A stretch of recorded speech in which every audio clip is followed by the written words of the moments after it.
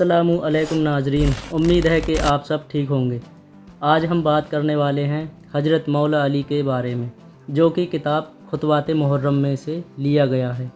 तो चलिए वाक़या शुरू करते हैं। हज़रत मौला अली करमुल्लाहु ताला वजहुल करीम की खिदमत में 3 शख्स आए।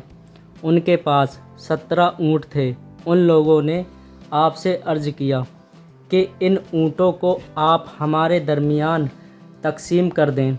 हम में एक शख्स आधे का हिस्सेदार है, दूसरा तिहाई का और तीसरा 90 हिस्से का, मगर शर्त यह है कि पूरे पूरे ऊँट हर शख्स को मिलें, काट कर तकसीम ना करें और ना किसी से कुछ पैसा दिलाएं।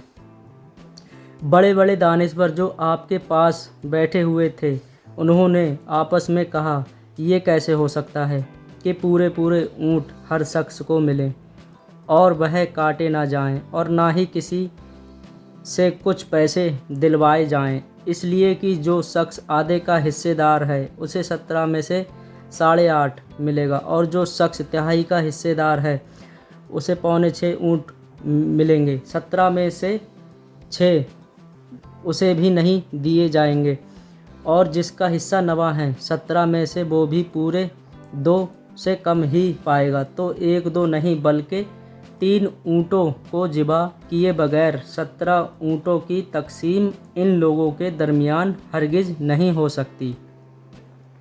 मगर कुर्बान जाइए हज़रत मौला अली की अक्ल व दानाई और उनकी क़ुव्वत फ़ैसला पर कि आपने बिना तअम्मुल फ़ौरन उनके ऊँटों को एक लाइन में खड़ा करवा दिया और अपने खादिम से फरमाया कि हमारा एक ऊँट इसी लाइन के आखिर में लाकर खड़ा कर दो। जब आपके ऊँट को मिलाकर कुल 18 ऊँट हो गए तो जो शख्स आधे का हिस्सेदार था, अब आपने उसे 18 में से 9 दिया और तिहाई हिस्से वाले को 18 में से 6, फिर 90 हिस्सेदार को 18 में से 2 दिया। अपने ऊँट को फिर अपनी जगह भिजवा दिया। इस तरह आपने ना तो कोई ऊँट काटा और ना ही किसी को कुछ नगद पैसा दिलवाया और 17 ऊँटों को उनकी शर्त के मुताबिक तकसीम फरमा दिया, जिस पर किसी शख्स को कोई ऐतराज़ नहीं हुआ।